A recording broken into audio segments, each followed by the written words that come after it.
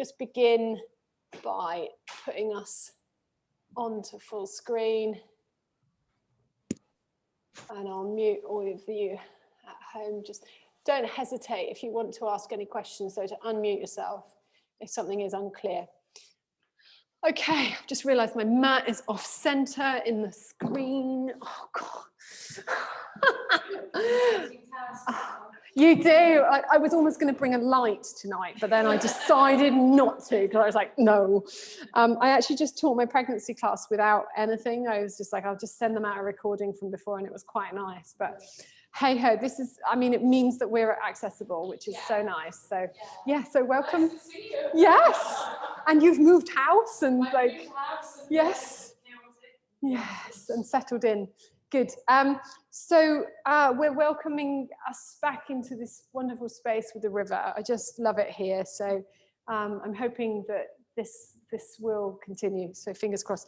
We're going to need a bit. Oh, I've just realised I've got everything. My head's cut off. It's too late. So we're going to find a bit of a space at the wall as well. I know obviously that will need moving a mat. Which when we've only got 4 people in the class, there should be 8 of us actually. So we'll definitely enjoy it this week. And then we can hopefully find these practices in the class that we're doing in the class during the week at home as well. So creating a bit of space for yourself, okay? So yeah, just to check in, how are you finding the squats and that kind of work on the pelvis? Is it okay? Is there anything that's kind of you really need help with? Yeah, I think probably just not to go too fast. Yes. A lot of the movements I've done before, but in a kind of online yoga kind of quick chat. That kind of thing. Oh, yes, that's so probably just going too fast. Right. Not doing it properly. Yeah. So slowing things down and really slowing things down. Bringing awareness and nothing like clunky or anything coming up in the pelvis or anything. You're all okay? Yeah, I mean, I've always got tightness in my hips anyway. I think that's all of us. Exactly. What I started doing in the first place. So. Good. No, so you're okay. And how are you? You okay? Yeah. You okay? I mean, I've got to sort of do it to a fashion, you know. And, do what you can. Yeah. And then over time, good. And the inversions, because we're going to be doing those spinal rolls. I was just saying, using gravity to help us is fine at the beginning, and then later on, if we can get over there, then we start using more control. So if you can't get there, use gravity. And then we'll play with that in that way. Okay, so let's begin. I am actually going to just close the door, and we'll find our way onto our backs. Oh, I meant to do guns to just check everybody. I'll just do it because I should have done it beforehand, sorry. I'll just quickly test everybody. It says low, because I pointed it at the floor. Thank you. That's fine.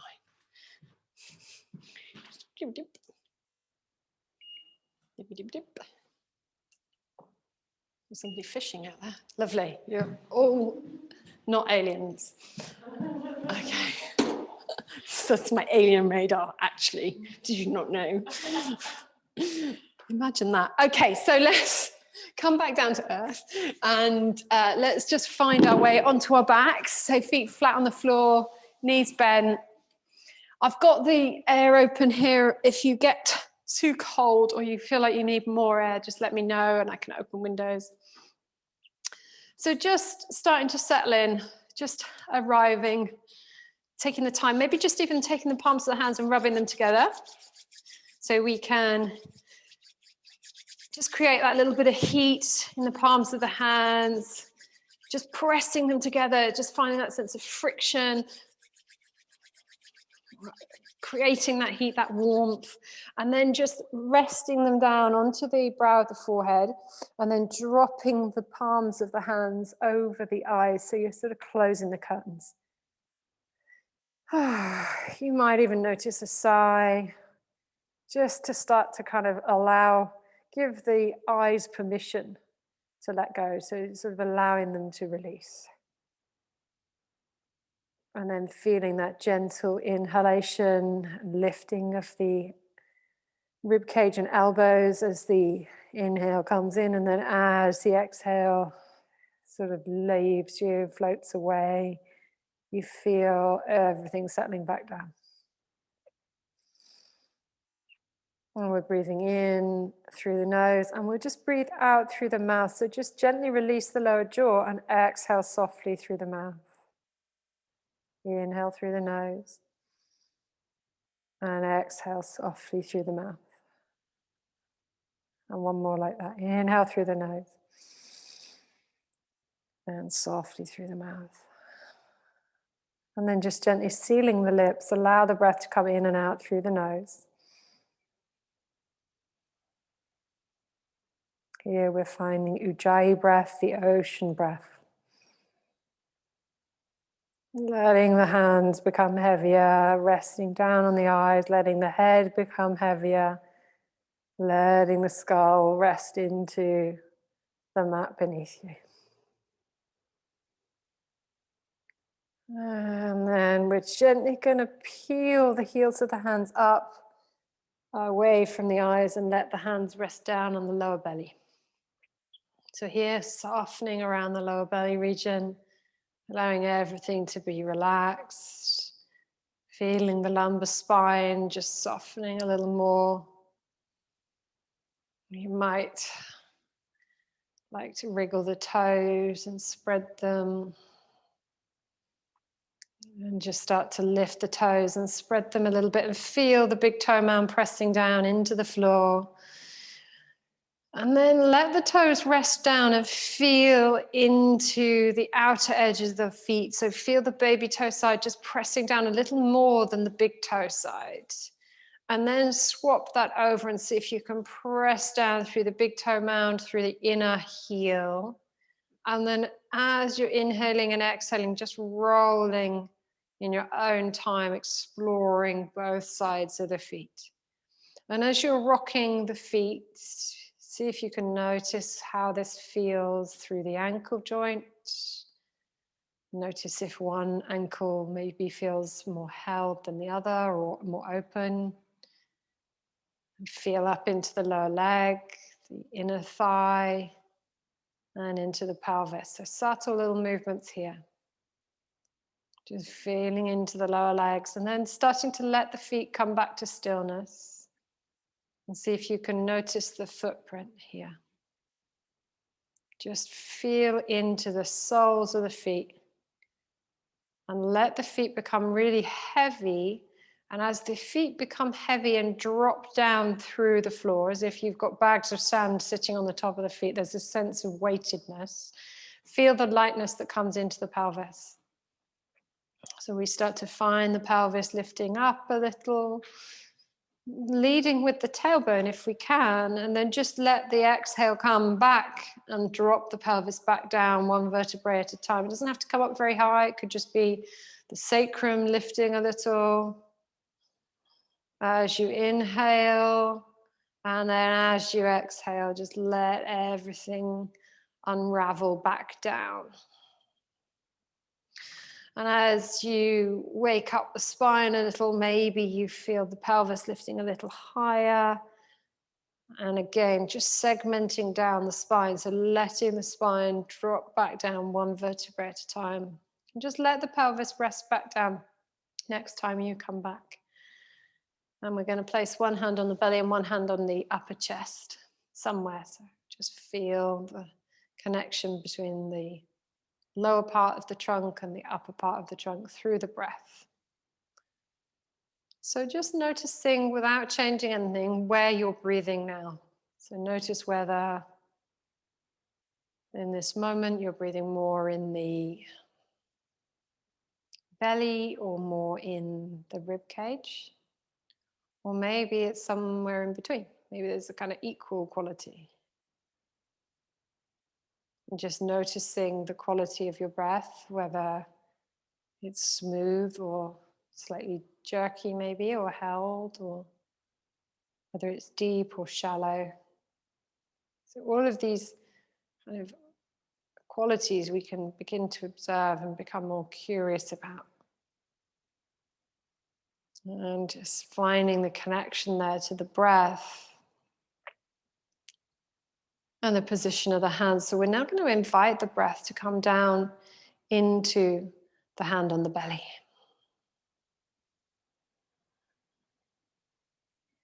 And then exhaling and feeling the belly button drop back towards center and everything starting to condense a little.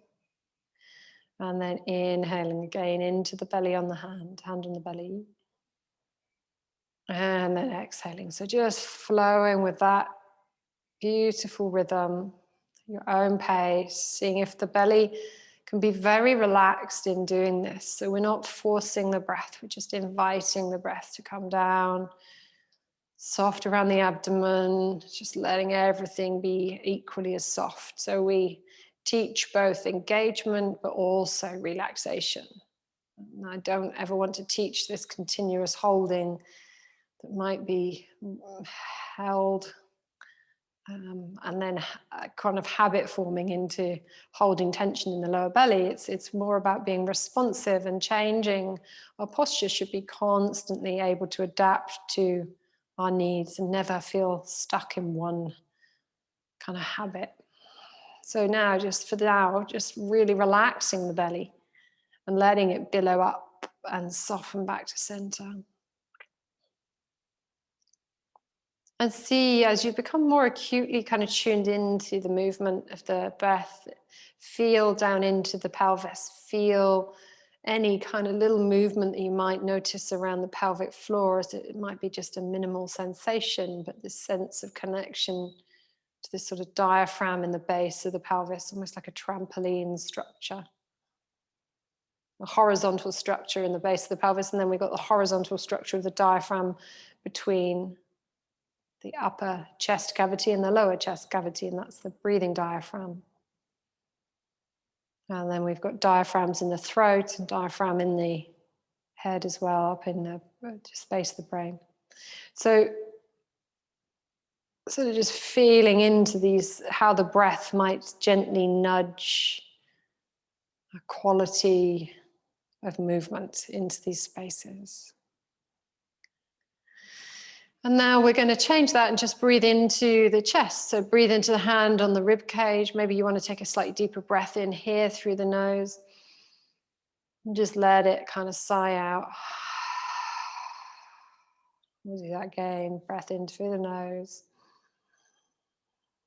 Breathing into the rib cage and then sipping the breath in. So we're starting to breathe in a little deeper here, breathing more breath in as we sip it right to the top. And then sighing it out. And one more deep breath in. Breathing in, sipping right to the top, the last little bit. And then exhaling. Good. And then we'll just do a very simple breathwork practice where we inhale into the hand. And then pause halfway, inhale the rest up into the chest. Inhale into the belly and then pause and then into the chest. So we're practicing our Viloma breath. Exhale chest, pausing halfway, exhale belly. Inhale belly. Pause, inhale chest. Pausing at the top if it's comfortable and then exhaling chest. Pausing halfway and then exhaling belly. So just letting this breath evolve. Lengthening the inhale, pausing, sipping a little more at the top if you can, and then exhaling a nice long exhale, pausing halfway. So if you feel like we're holding our breath at all or it feels forced, then just allow your breath to come back to its natural rhythm. And then come and visit again when you're ready. So it might just be, it's no point in forcing the breath. And just a couple more rounds. So a round is a full inhalation and a full exhalation.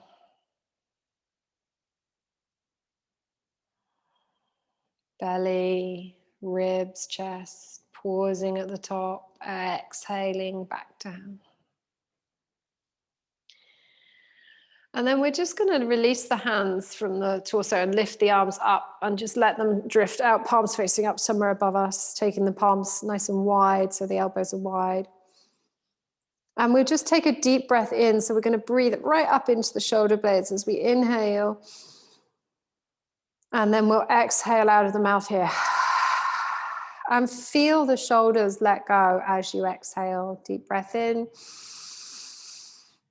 Pausing at the top, sipping a little more. Breathing right into the shoulder blades without holding up the shoulders. See if you can then exhale and just let everything relax. And one more there. So breathing in. And then a long breath out.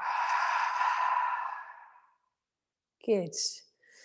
Okay, and then we'll just bring some movement back into the spine. You can leave the arms where they are if that's comfortable, or you can drift them up so fingertips come towards the sky. As you start to peel the tailbone off the floor, you can start to find your way up into a bridge pose again.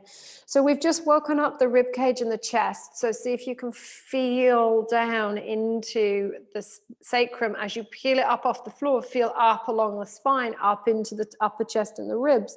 Maybe start to use the arms to loosen off the shoulders a little. See if you can let the shoulders really release so the shoulder blades let go and settle back in contact with the floor. Broad across the collarbones here. So you can peel your tailbone up off the floor and then let it rest back down. So just kind of playing and feeling into the experience of being in the body again, keeping the toes nicely awake. So we're kind of active through the feet and not collapsing. And then starting to wake up all along the spine. Good. Okay. And then when you get up the next time, maybe just staying in a more upright position. So keeping the pelvis lifted. I'm just going to move my direction. And then exploring here. So finding your bridge pose with the pelvis lifted, loosening off, maybe drift the arms up overhead and see if you can reach nice and long and feel that sense of the shoulders sort of lifting out of the rib cage. So you might find less space between the upper arms and the ear bones, and that's fine. It's almost like you're trying to pick up a book or a bottle above you, and maybe you try with one arm. You're reaching the arm up, feeling length through the side of the body, and then reaching the other arm up. So you're kind of just finding this almost like you're climbing a rope and reaching up. So finding that length in the side of the body, pelvis lifted, and you can lower back down onto the floor and then draw your knees in towards you as you hug yourself in. So just drawing the knees in and beginning that lovely rocking. So what we're going to do now is take the hands somewhere around the ankles. So you're going to take your hands on the inside of the thighs and connect down to the ankles, or maybe even fingers can wrap around the big toes. If you can't reach the feet without comfortably resting the upper body on the floor, then taking the hands onto the knees is an option. And then you're going to begin to rock over to the left-hand side with your head and let the pelvis follow and the knee follow. So you're going to roll onto the left-hand side. And then you're going to take your gaze back over to the right and allow your pelvis to roll over onto the right hip. And as you're rolling, you let the movement be led with the head. So the gaze goes first, and then the pelvis follows. So you're just going to roll from one side to the next and see if you can explore, notice if the head lifts off the floor or if the spine can stay a little more in contact with the floor and the head also. And then once we've led with the head and let the pelvis go and follow, then we start the movement with the pelvis. So let the pelvis roll over and then let the head come last a few times. And see if you can notice what's happening with your breath. So can you let the breath relax and release? Can you let the breath, well, you might even like to pause on one side for a rest for a moment or two. And then let the breath be as smooth as possible. Let the sacrum be heavy and let the head be heavy.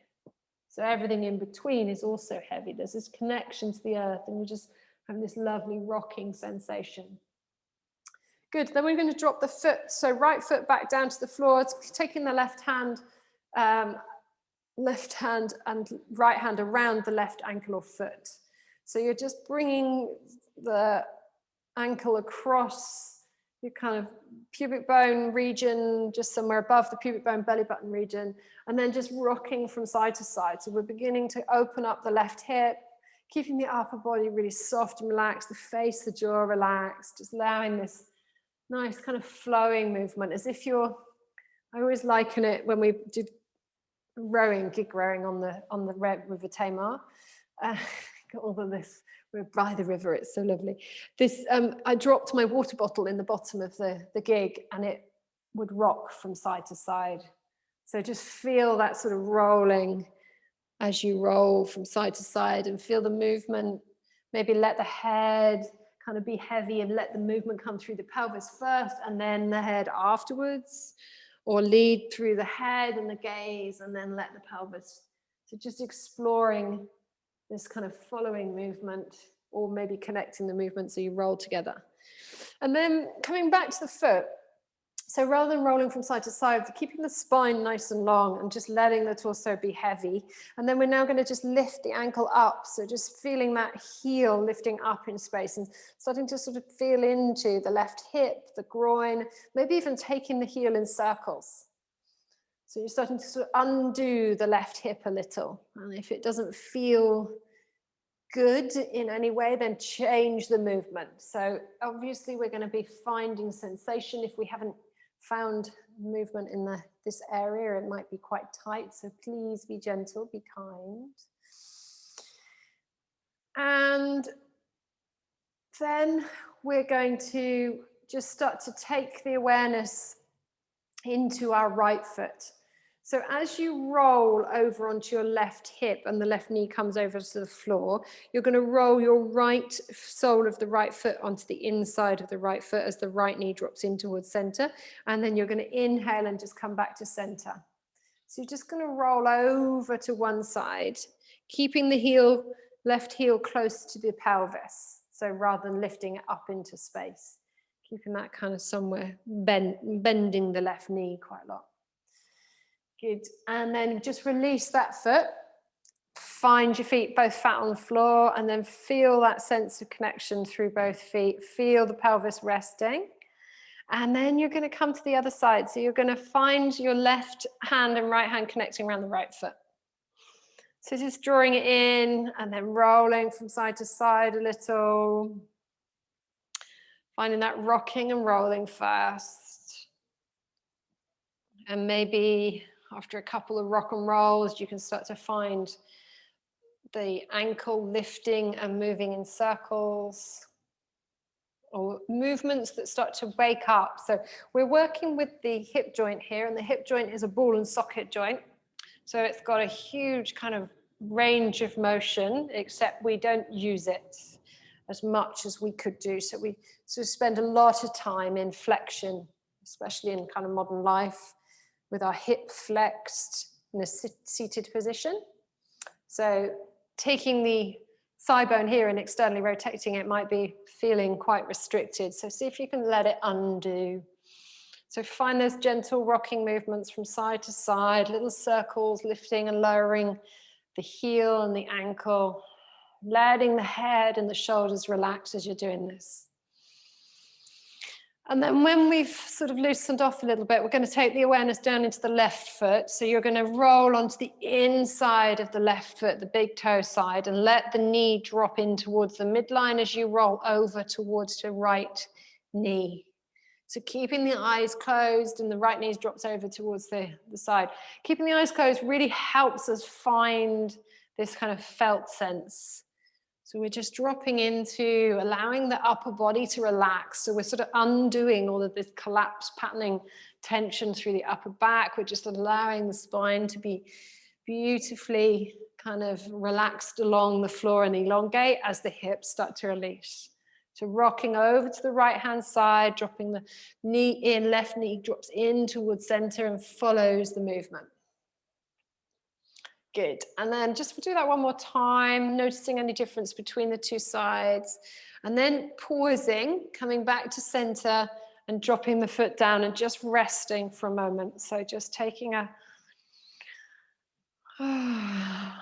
moment to let both feet rest. So you're sort of letting the nervous system just kind of take all of that on board. So we're building new pathways. We're helping the body to repattern itself. And that repetition is very helpful, but also the pausing between the shapes. Okay, so we're going to come back to the first side. So you're gently going to draw your left foot in. And you're going to take your hand somewhere around the left foot. And now we're going to roll over onto the left thigh and left shoulder. Let the right knee drop in towards center. And you're going to lay on your left shoulder and left thigh. And then start to tip the weight down as you spiral up to sitting.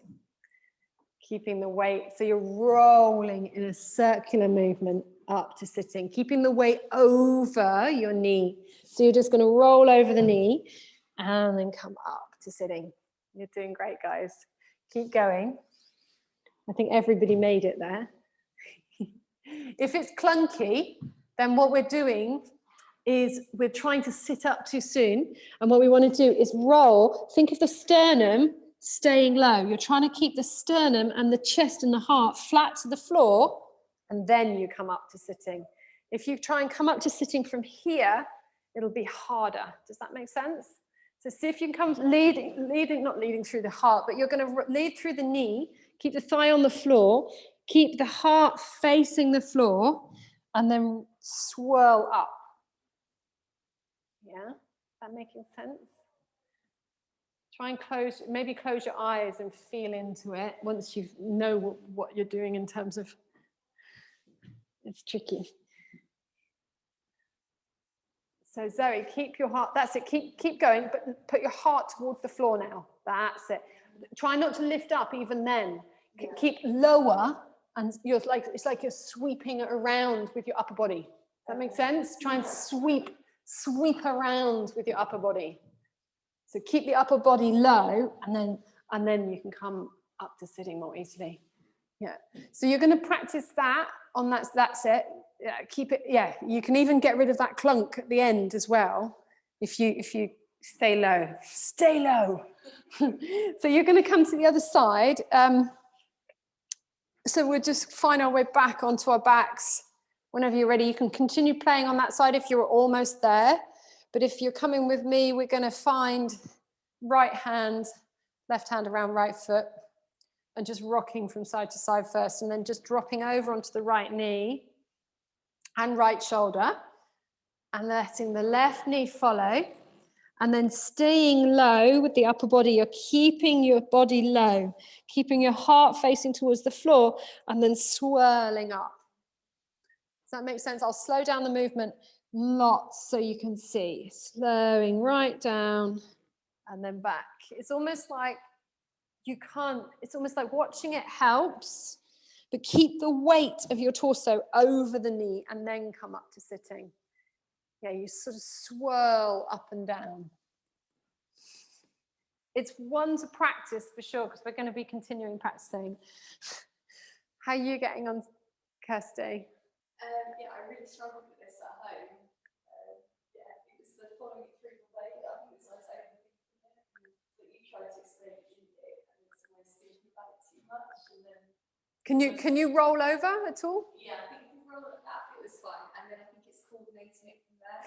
So now bring your left shoulder. No, stay where you are. Bring your left shoulder over your knee. Keep going. Keep that foot bent down. Keep going. Put your heart towards the floor. Yeah. That's it. Keep going. Put your heart towards the floor. Oh, I'm sorry, I'm laughing. It's brilliant.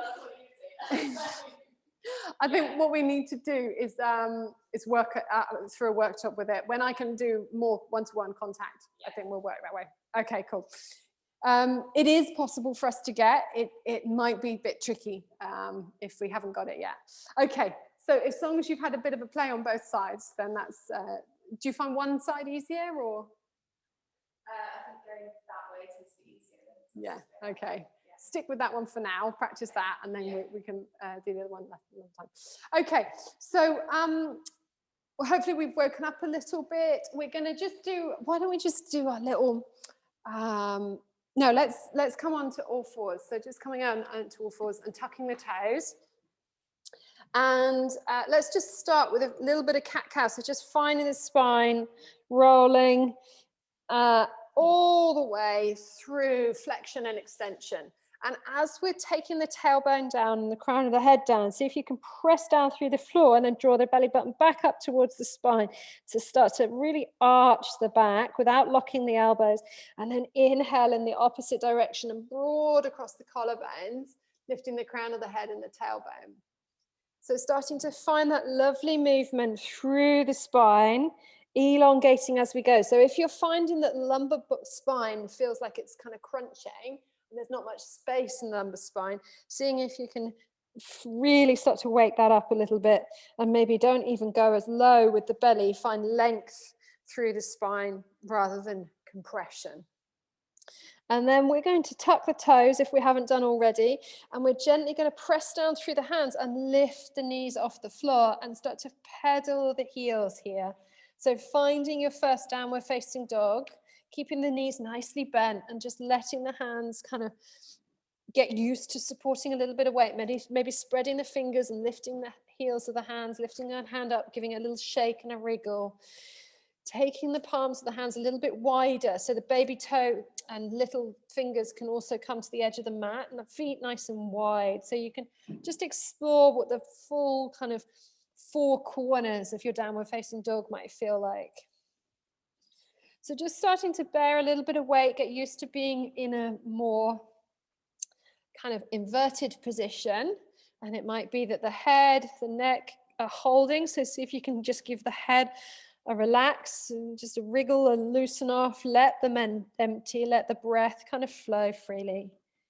So notice if we're holding the breath as well, it's always kind of something that comes back often to happening. Good, and then we're going to lean the weight over the wrists. So you're going to bring your shoulders up over your wrists a little, and then drop the knees to the floor. And then find your left foot coming forwards. So you're going to start by finding a rocking backwards and forwards and starting to open up the hips and the pelvis here. So you're going to move with this like movement that keeps the connection through the big toe mound on your left toes, if that's your left foot, whatever foot is forwards. I'm coming up onto my fingertips because that helps, but you can be down on the palms of your hand. See if you can lift the crown of the head tall. So we're finding the head not collapsing to the floor, and then rocking forwards and backwards.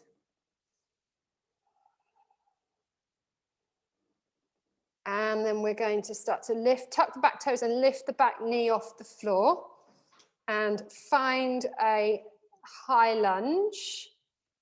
See if you can loosen off the front ankle a little bit, maybe lift it a little and find that springy quality between the front and the back foot. And then you're just going to take, if it's your left foot forwards, taking left hand onto the left knee and start to loosen off the left shoulder as you turn your gaze up, or keep your gaze out in front of you or down, whatever feels comfortable. Just exploring a little bit of rotation through the spine here. Lengthening out through your back heel and the crown of the head. Just gently drawing your belly button back towards your spine to find the rotation here towards your front leg. And then placing both hands back down, sweeping your left foot back.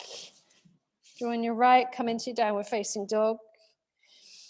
And then you're going to step forwards with the opposite foot. So finding the right toes coming forwards, dropping your back knee onto the floor and finding that rocking movement first. So always supporting your back knee if you need to, putting a rolled up blanket underneath the back knee and finding the movement, really working through the big toe mound on your front foot.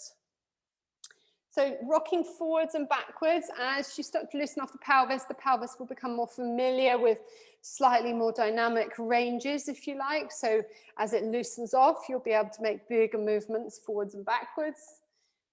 Maybe it's not ideal at the moment. Maybe there's certain restrictions on one side and not the other. So practicing these kind of shapes can be really helpful for us. Seeing if we can connect the crown of the head down into the base of the spine. So we're not just kind of letting the upper body collapse. So we're lifting through crown of the head as well. And then lift the back knee off the floor and find your high lunge.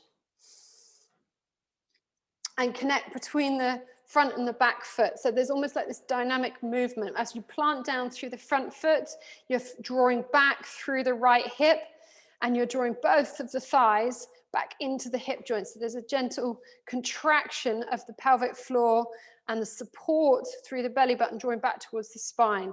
And as we draw the belly button back towards the spine, you can place your right hand onto your right knee and find that length through the whole of the spine. Maybe the gaze goes up towards the sky, or maybe it stays down towards your front foot. See if we can be here for a couple of breaths without holding tension. So soften around the jaw, and if you need to, you can drop the back knee to the floor.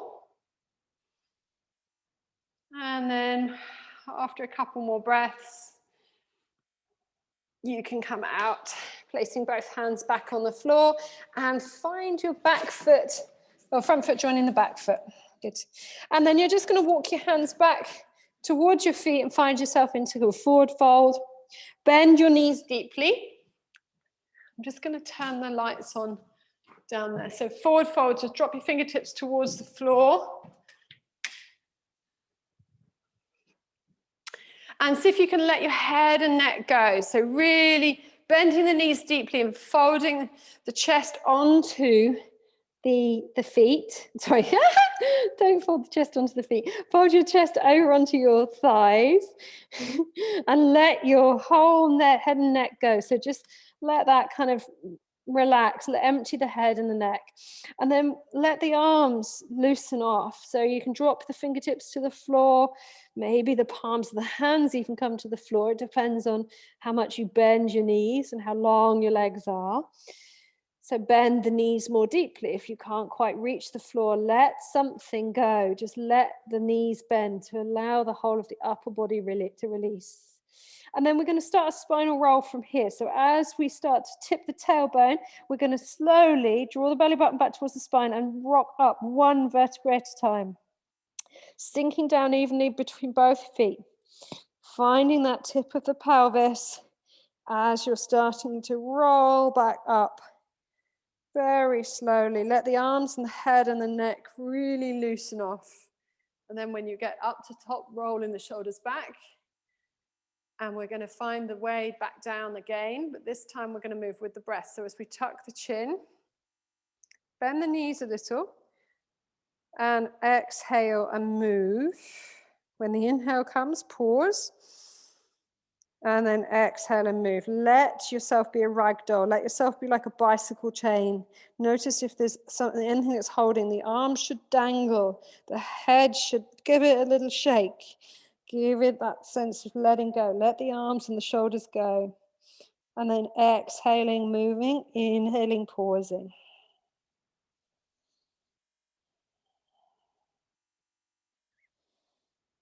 Good.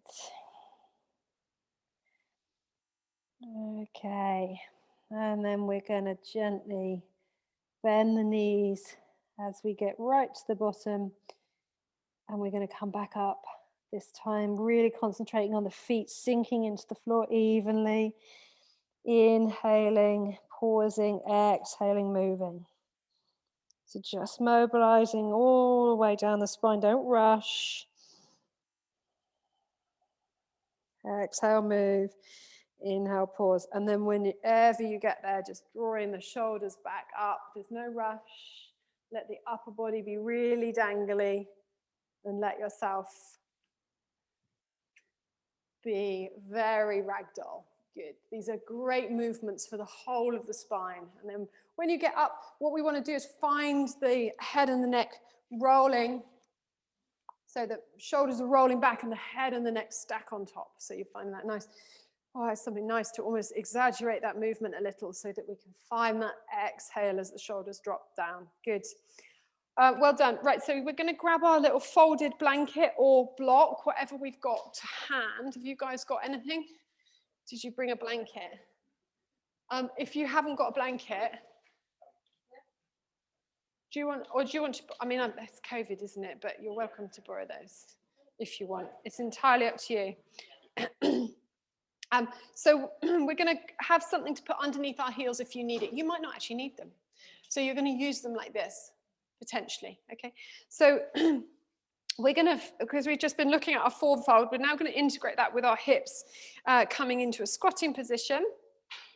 So let's just look at the squatting first. I find it most helpful. Everybody's different in their hips, but so we're going to find the support underneath the heels. If you don't need it, you don't have to use it. But we're just going to start with the arms out in front of us and just drift them up. So it's almost like they're kind of moving through space rather than just lifting the arms. See if you can sort of explore them lifting themselves. And then as we bend the knees, we're going to stick the tailbone out a little bit so you're almost sitting down, and then you're going to find your way down into your squat. And your arms can kind of just rest onto, so your heels are in contact with the support. Yeah. So Ali, keep your pelvis lower rather than your upper body. So you're, oh, I might have misled. So you're going to, yeah, stick your tailbone out a little bit, but keep the upper body up and then sit down. So it's kind of this effortless squat, yeah? Keep the weight in the heels. Yeah, that's what it's saying. So if you can do it with your heels on the floor, do it with the heels on the floor. Yeah. And you'll find it easier folding your mat up. Roll your mat up, that's another option. So you've got to have a firm support underneath your heels. And that will help you. So your feet are a little bit wider than hip distance apart. That's it. And your toes are pointing forward. Now, for some reason, this might not be right. So, you know, it might be that there's a kind of bony restriction in the hips. So you can turn you can try playing with the toes pointing out as well. But there's a tendency there to kind of collapse. Maybe the knees then don't work at the same. So if our toes are pointing out, the knees might come in. So see if you can, yeah, keep the knees in line. If whichever way your toes are pointing, keep the knees traveling in the same direction. That's the rule for that. Yeah? Yeah, how's that feel? Is that a bit better? Yeah. So, you know, that's another option. And as our hips release, maybe feet parallel becomes more comfortable over time as well. I've got a friend, she was gardening with me this week. Oh my God, she just squats like this, and she's always squatted, feet flat on the floor, totally like this, for hours, just gardening. Yeah, children can do it, yeah. Yeah, yeah, that's it. So what we want to do now is we're going to flow a little bit and practice exploring what it feels like to go from from a standing position down into your squat, and then from the squat into your forward fold, okay? And kind of, so just make this your own practice. So you've got those kind of three shapes. You've got your forward fold. Play with that for a bit, feel into it, let the head and the neck go, come into your squat. And then from squat, lifting up. So I'm lifting up, I'm not lifting up here. I'm lifting up through the crown of the head and using the legs. Okay, so see if you can explore that for the couple of minutes, just finding the three shapes and flowing between the two. And once we've explored with our heels up over time, maybe we can put less height under the heels and explore with the heels grounded. And what happens there is miraculously the hips start to open. So we start to find a way of finding balance. When I started practicing this just 2 weeks ago, really, I couldn't do it. And now I can do it. So obviously I might have practiced a little bit more than you guys. So don't just necessarily do it in the order that I'm doing it, or you will, but don't do it in the same time. Linger in this shape a little bit more. But look, now I can do it with my heels flat on the floor. And before I was literally having to hold on to something, and then I can lift up and come into this forward fold shape, or come back down and lift through the crown of the head up. Okay, so a lot of work. Just go through it and play with it for another couple of goes. Close your eyes and see if you can really drop into the movement. So you sort of, it is hinging at the hips. You might like to play with the feet a little bit wider once you've got, see if the feet wider allows you to remove the height underneath the heel. See if you've got that.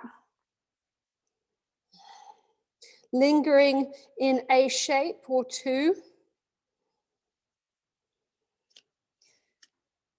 Exploring coming in and out from the squat into the forward fold. A little more. And seeing if you can find the breath in all of this. So slowing the movement down gives your body a chance to figure it out.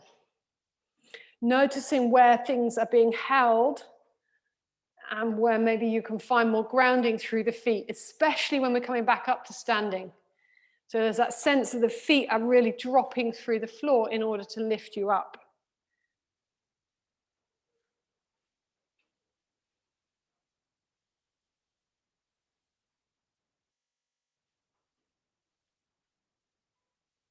Good, and I'll just have a little watch. Lovely. So Ali, you could even bend your knees a bit deeper there. And just, yeah, that's it. And let the whole of the upper body go. Let the head, the neck, everything dangle, that's it. Yeah, lovely.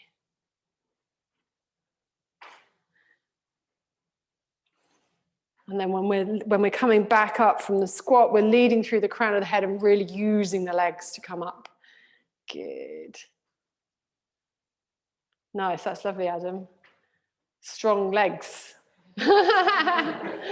So on that note, we're going to now move to sprinters because sprinters movement is a really interesting one. It will help us. We haven't done it for a while, but it will help us find the legs as the patterning to get us up off the floor. So sometimes we sort of forget who's familiar with this kind of movement where we keep the hands on the floor and I sort of pushed myself up with my hands. Whereas there's another, the safe way to come up is that way. So there's nothing unsafe about coming up unless you've got kind of disc issues or something, or something wrong with the pelvis that you're working with. So when we come up, we can come up with one foot through that shape, but we can use the legs to do it. Okay, so if I push with my hands, it's different. So what I want you to explore is just coming onto the floor into a kneeling position. So come into kneeling with your fingertips on the floor in front of you. Tuck both toes. And then you're going to step forwards with your left foot and just have the back of the left ankle in line with the front of your right knee. Yeah? Good.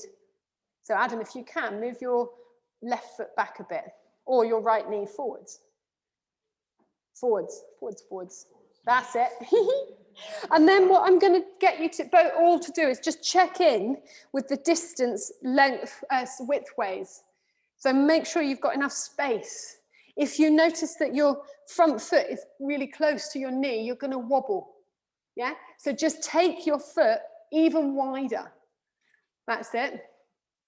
So you're really using the stability of your base to help support you. Okay? Now, depending on the mobility in your hip and pelvis, this is my good side. So I'm able to rest. If you look, you can see that my belly is resting on my thigh and my left shoulder is coming in contact with my left knee. Yeah, does that make sense for everybody? Can you do that? Is there anyone who's struggling? No, you're okay. Okay, so then what you're going to do is from here, let the whole of the head and the neck go. So empty out the head and the neck. And you might want to watch me do this for the first kind of go.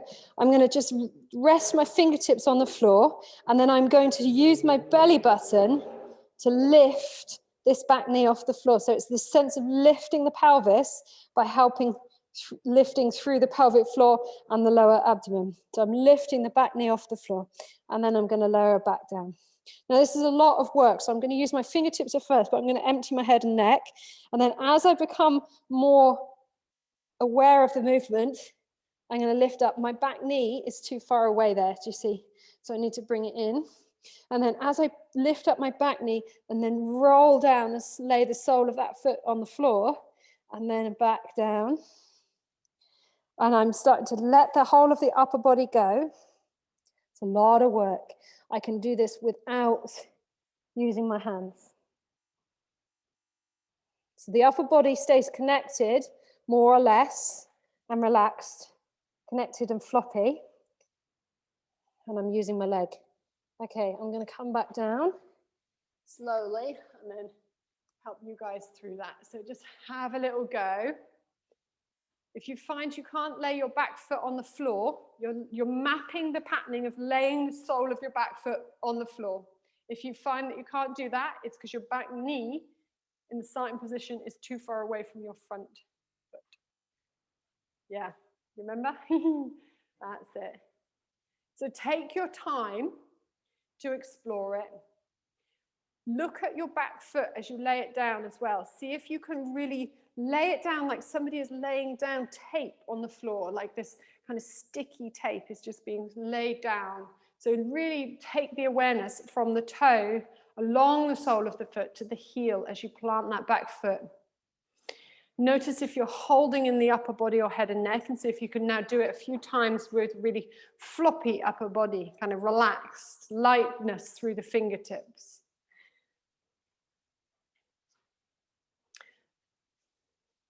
And the slower that we move, the more challenging it is. And when you've had a go on that side, pause and come to the other side. So come back to kneeling, rest for a moment or two. You could rest in child's pose if you want to. If you want to have a rest, you could just rest right down, forehead on the floor. If that's not comfortable, you can always rest with the pelvis above, because this is quite a strong shape to explore. So resting between is quite helpful. And when you come into child's pose or resting posture, just taking a breath or two here, really starting to relax. Just letting the breath go, letting the head and the neck go. You could roll a little from side to side. Just let everything release. If you're finding your forehead doesn't come comfortably in contact with the floor, take your knees super wide, wide as the mat, and then drop your pelvis back to your heels. So that way it might help you. That's a wide-legged forward fold, wide-legged child's pose.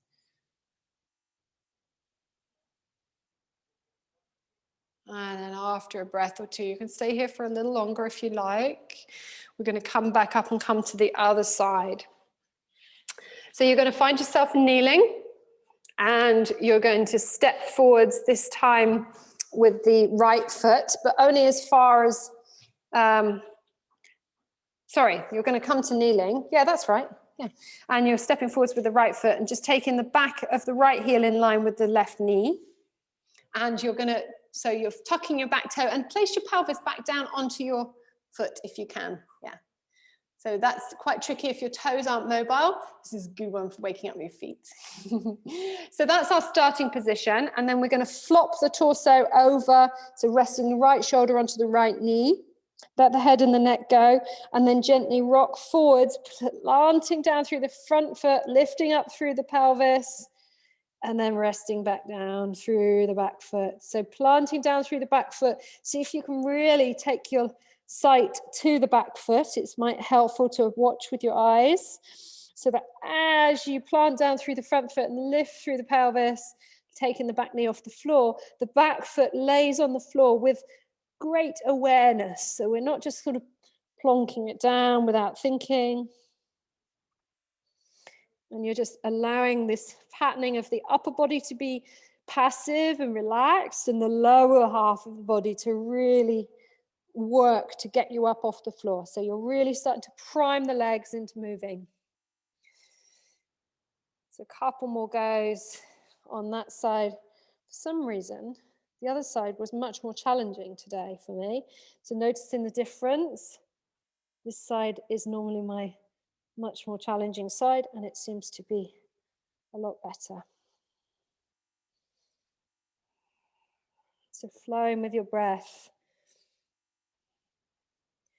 And you could pause into the final shape. I didn't do it on the other side, but you could stay in your upright position and just kind of flop a little through the upper body and feel the weight through the back foot. Feel that connection to your breath. It's just kind of a side angle pose. And then drop the back knee on the floor. Find your way to child's pose. Nice and wide-legged. Take the knees as wide as the mat. If that's comfortable, to just allow the pelvis to rest back down onto the floor, letting the breath go. If your forehead doesn't comfortably come to the floor, another thing you can do is fire log. So just stack your elbows, forearms on top of each other, and just rest your forehead onto your forearms. It's called fire log pose when we do it with our legs. But okay, right. So when we are ready to come back up, and I'm just going to move us out of child's pose on the next inhalation. So just come back up to sitting. There's absolutely no rush. See if you can come up slowly, slowly, slowly. And we're going to just do a little bit of work through the shoulders and then come to the wall for a little bit of a play of the inversion. So let's prime our shoulders for that process though. So you can tuck your toes for a moment and then just make sure in kneeling that your toes can really kind of comfortably get invited in. So make sure the little toes are there as well. And let your pelvis rest back on your heels. So if that's not comfortable, you can of course come up to kneeling, okay? So build up slowly. Yeah. For me, it's been, you know, a little bit of practice. So feel free to come in and out a little bit. So what we're gonna do is wherever we are, if we're in the more upright position or we're coming down, you're going to take your arms out to the side. And then we're going to start to reach long through the fingertips. Turn the palms of the hands up and then reach long. And then we're going to roll in and out a few times. So as we roll in, we're taking the shoulder, the head of the shoulder, and rolling it over. That's it. And lifting the shoulder blades up and over and then back. So you're tucking the shoulder blades back down the back body. That's it. And see if now, when we're doing this movement, see if we can do this movement, not just through the arms. Right, so this is the difference, not this, but we're going.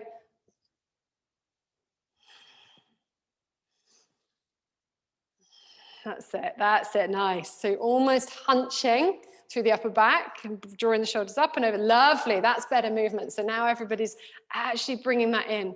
Adam, see if you can do it a little bit more. See if you can, that's it, up and over. And then take the scapulars, so you're just sort of letting the scapulars come back down onto the back body. So we're finding that, squeezing the scapulars together as that's it, as we come into the opening bit. Lovely, and then forwards, great. Okay, and then we're going to let the arms go, give yourself a little rock and roll. We're just going to warm up the neck, so take the chin towards the sternum, and you can come up with the pelvis, don't have to be on the ankles now or heels, and then just roll the chin slowly from side to side. So you're taking one ear towards the shoulder, soft around the jaw and the face, and then exhaling, coming back to center and over to the other side. So just softening around the neck and the jaw and the head, letting all of that tension release. This gentle, soothing kind of movement. Good. And then we're going to bring the chin back to center and then come back up. So we're going to start by taking the elbows crossing in front of us. So you can Just give yourself a little hug.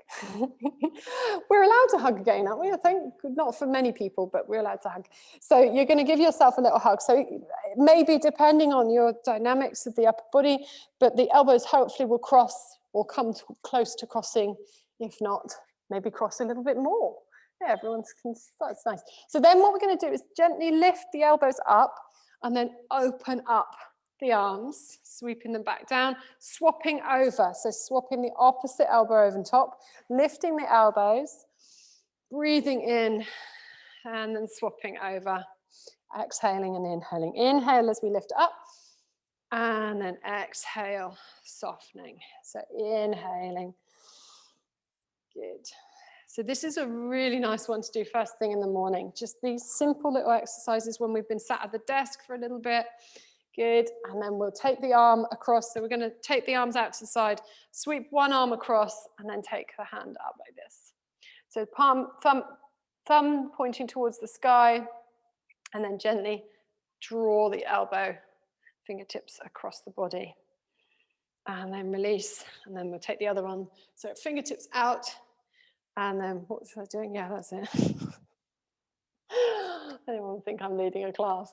And then we're going to sweep the fingertips across. Good. And then gently reach the fingertips out towards the opposite direction. Okay, and then release and come back to center. I'm just going to come off my toes. If you've been down on them, give them a little tap, tap, tap. Well done. Okay, I wanted to just do something. We've done that with the shoulders. We're going to come to the wall now. So I'm just going to take my mat over here and everybody can see. So you just shift your mats to a little bit of space. All you need is the width of the mat at the wall. So it's not a huge amount, okay? So we're going to take one hand to the wall around shoulder height, and we're going to find that movement again through the shoulder, but with the hand stationary on the wall. So you're going to keep your hands still, and then you're going to roll the shoulder forwards and back. It's going to be much more challenging than before, because your hand is going to have to remain stationary. I can't do it without the wall. Yeah. So see if you can, and then tuck the shoulder back behind you, and then roll it forwards, keeping the elbow nice and straight if you can. It doesn't have to be locked, without bending the elbow too much. So you're going to have to find the position for your feet. You're going to be kind of parallel, adjacent to the wall. So you're lifting up and over, yeah? So we're mapping the movement of the shoulder blade. So tuck the shoulder blade back down in the opposite position. That's it. Oh, I know, I was going to do eagle arms as the next one.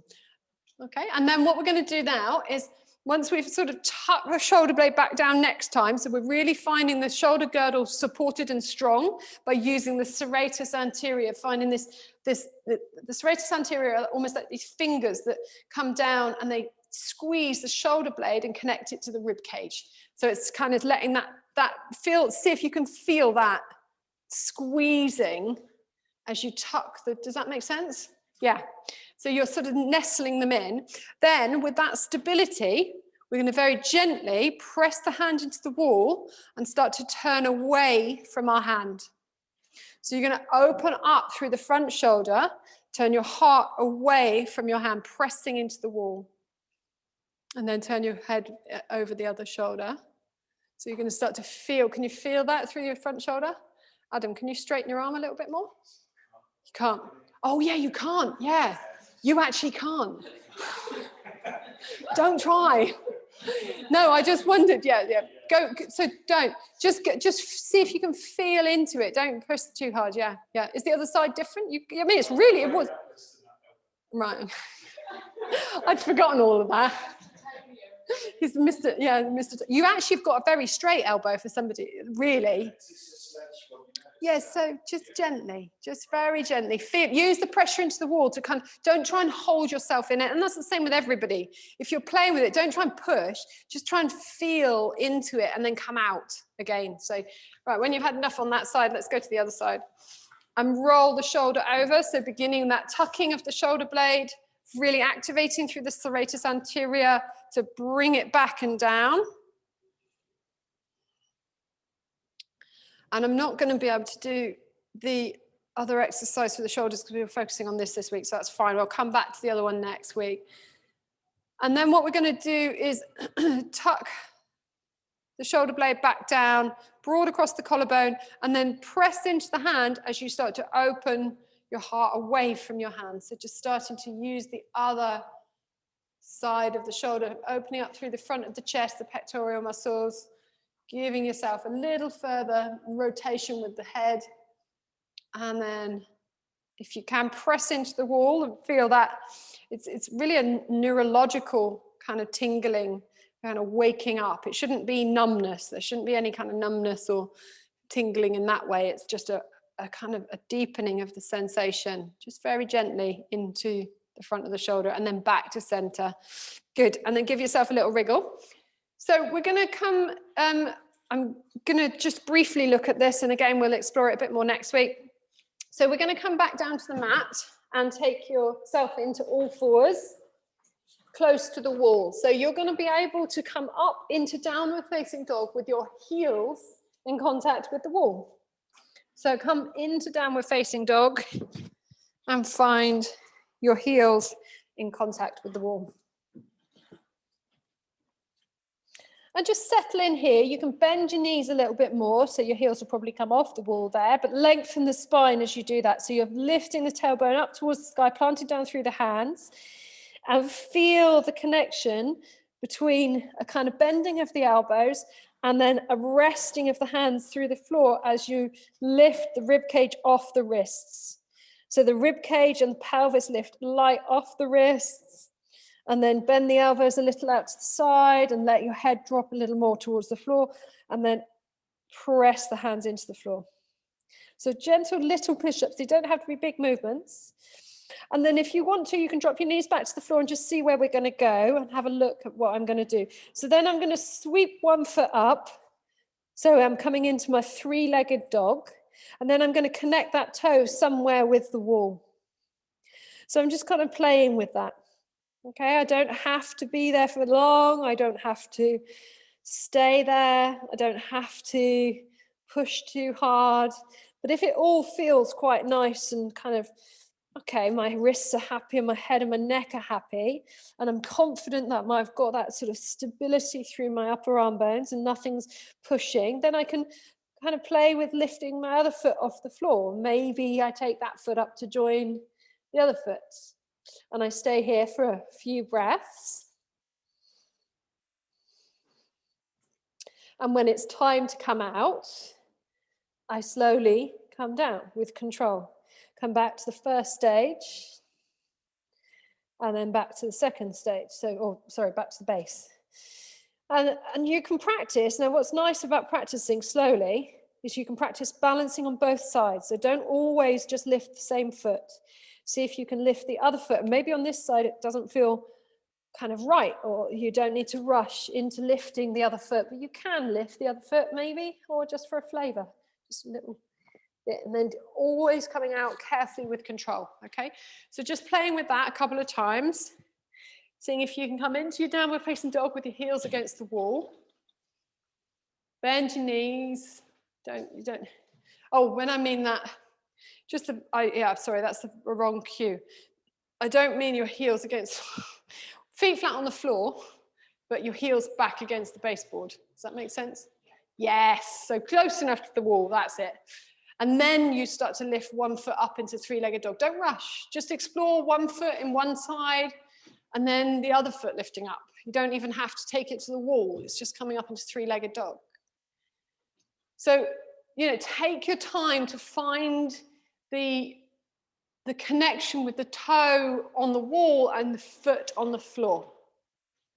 So explore that. Notice if you're holding your head or your neck, or if the shoulders feel too tight. Come back down, loosen it off.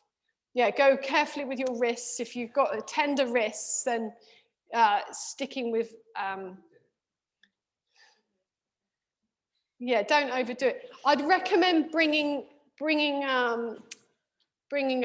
can you bend that wrist at all? Or is it? Yeah, it's okay. This wrist. Which one's got the plate in? So the other hand can you bend that one? Yeah, so make sure your whole hand is on the floor, because just then you were lifting the wrist up.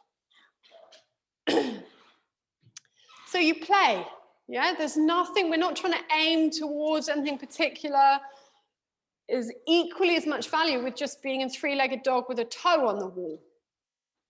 So don't rush, you know, yeah, get down carefully, yeah.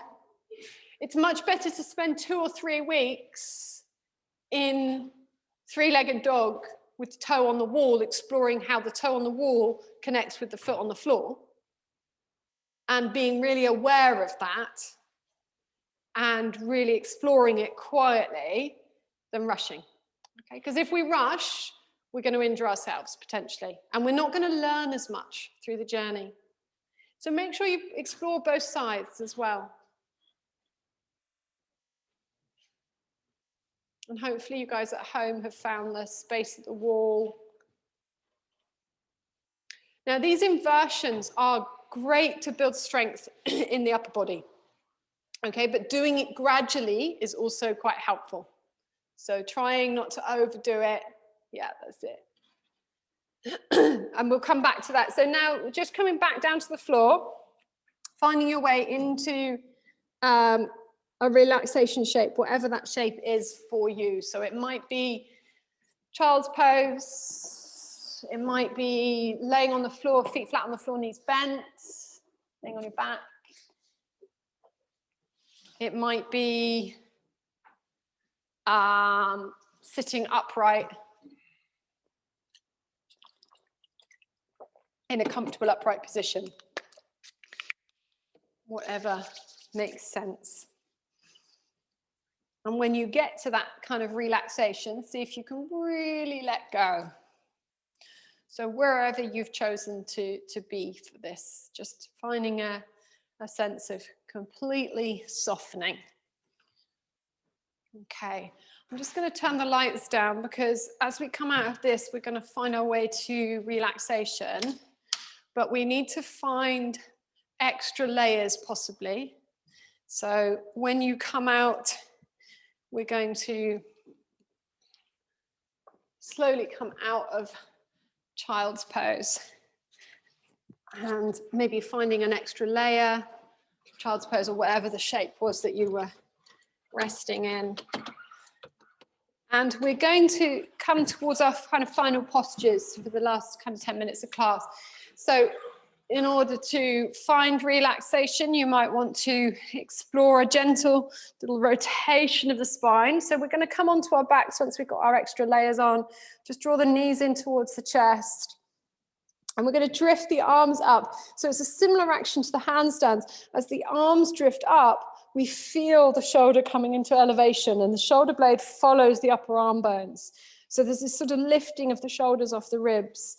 And then as we drift the fingertips out behind us, you're going to roll over, fingertips come over to the left, your knees gently drop over towards the right, keeping the feet and knees off the floor. Just allowing yourself to come into a little bit of a twist. And then back to center.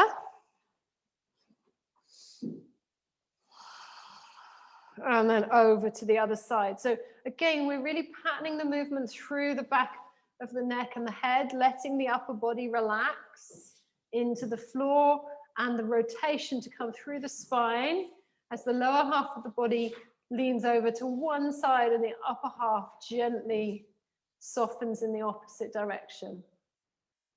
So you're going to flow from side to side. There's no rush.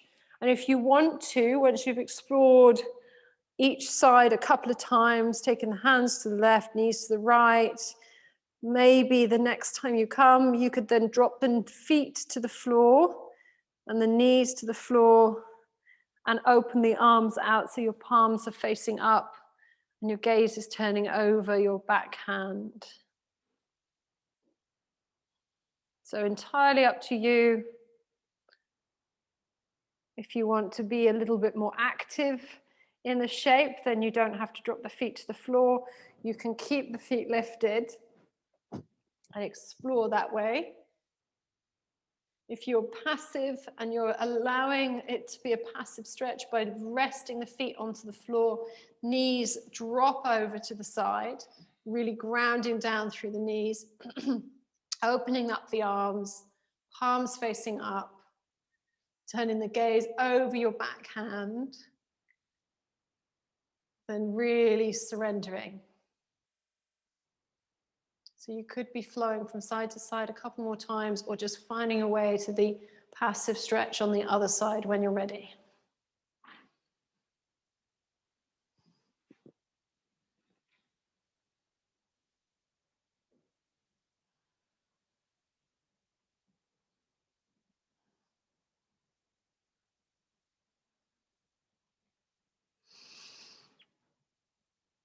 And just completely softening here. So we're starting to come back to that slower part of the class where the breath comes back into lengthening even more.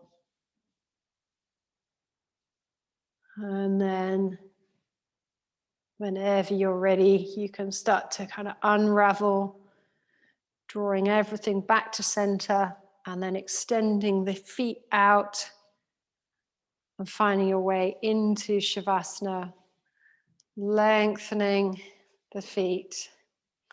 And you may like to, maybe not, just take the heels a little wider than hip distance apart and just roll the toes in and out a few times. Laying the palms of the hands open, letting the toes go floppy, letting everything kind of rest back down. Letting the palms soften and relax. Letting the head be heavy, letting the upper back release and relax. And then coming back to your breath here.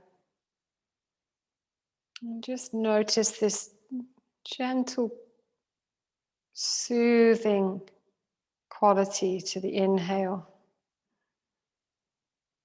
Can you notice that?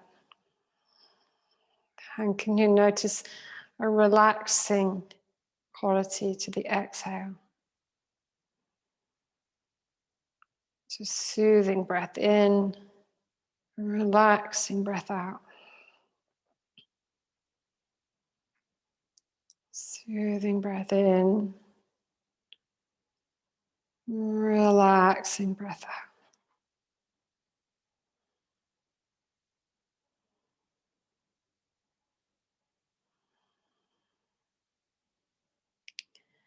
And as you start to soften and rest, it's helpful to sometimes scan down through the body, starting from the crown of the head.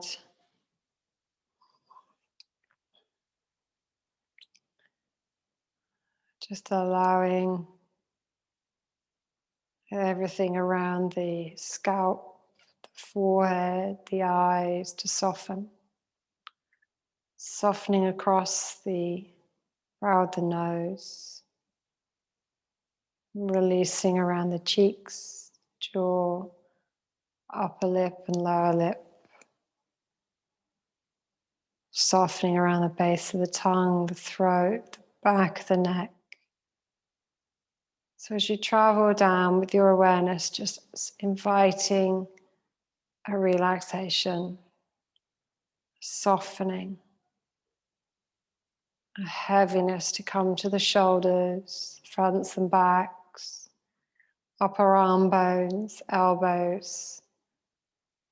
Softening from the elbows across forearms to wrists, and over the palms of the hands to the fingertips. And then from fingertips to wrists, and wrists to elbows, elbows to shoulders again, and back across the collarbones to the center chest, the heart space. Softening here, softening around the ribs, around the lungs, inside the rib cage, the shoulder blades on the back body and down through the diaphragm. And just softening through the lower belly. All of the lower belly organs sort of flopping over the spine. A sense of softening through the lower belly, the pelvic organs, relaxing around the hips, the fronts and backs of the thighs, down through knees, lower legs, ankles, softening through the feet all the way to the toes. So your whole body completely relaxed, letting go of any need to move or to do anything.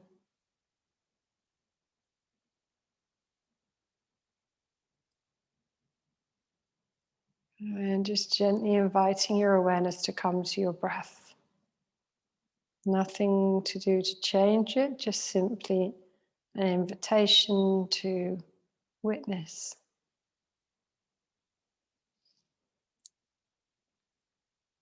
So for the next few precious moments of class, of your practice, just gently inviting your awareness back to your breath whenever it wanders. You may find so hum,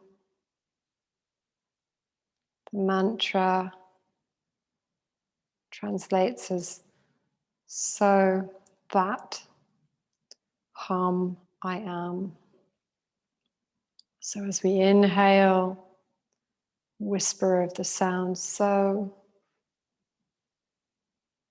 and the whisper to ourselves of hum on the exhale. So, hum. So, hum. That I am. That I am.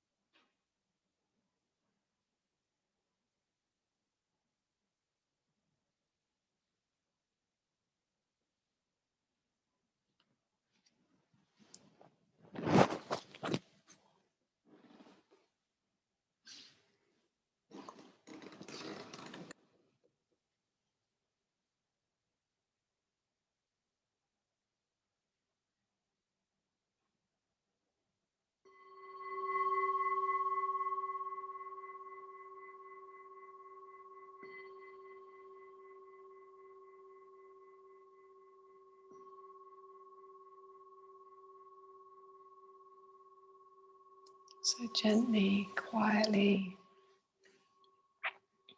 there's no rush, just starting to bring awareness back into your bodies now. Maybe just taking the thumb tip across the tip of the index finger and across the baby finger and back again. Starting to wake up the fingertips and the hands, starting to roll the wrists a little. Maybe bringing some movement back into the ankles. Changing the direction of those circles. Slowly starting to make them a little bit bigger.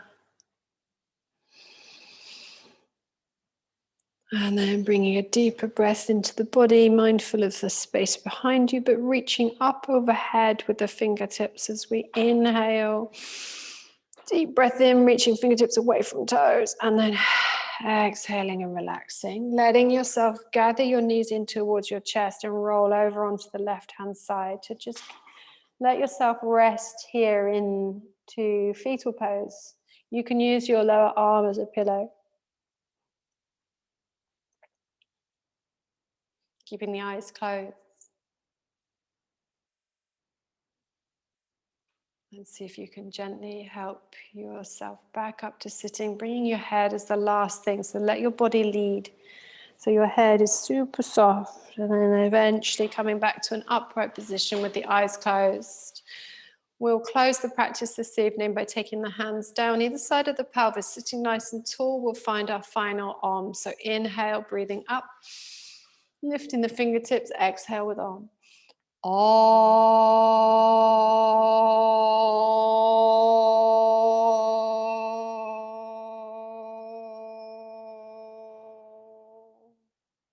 Bowing your head towards your heart. To show gratitude for your practice and for sharing that with me and everybody else here this evening. So namaste. Thank you very much.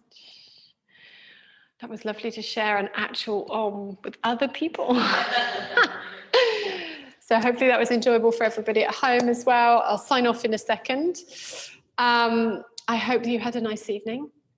And we'll get started a little bit earlier next time. So, yeah, it's a little bit of faffing, we're closing the door and stuff. So, but yeah, so we'll be back next week. And then the following week we have half term. So we're actually off for a week, but then we're back here again. So, but do practice in between, because those inversions will get easier.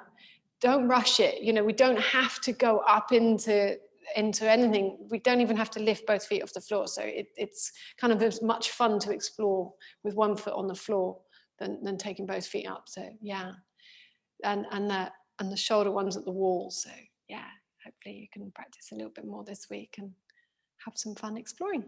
Okay, so thank you very much. You're welcome.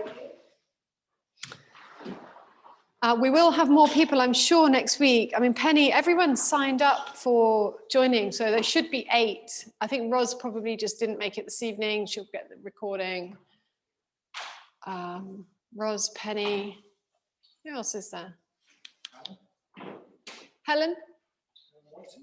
Yeah, she's not been, she'd signed off actually. Yeah, she signed off last term. Yeah.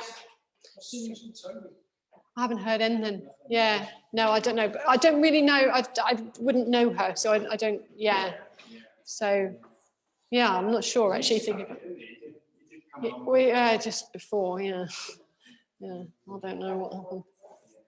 Yeah. Anyway, right. Okay, I'll sign off with everybody at home, and then we will. I've turn the lights off. So.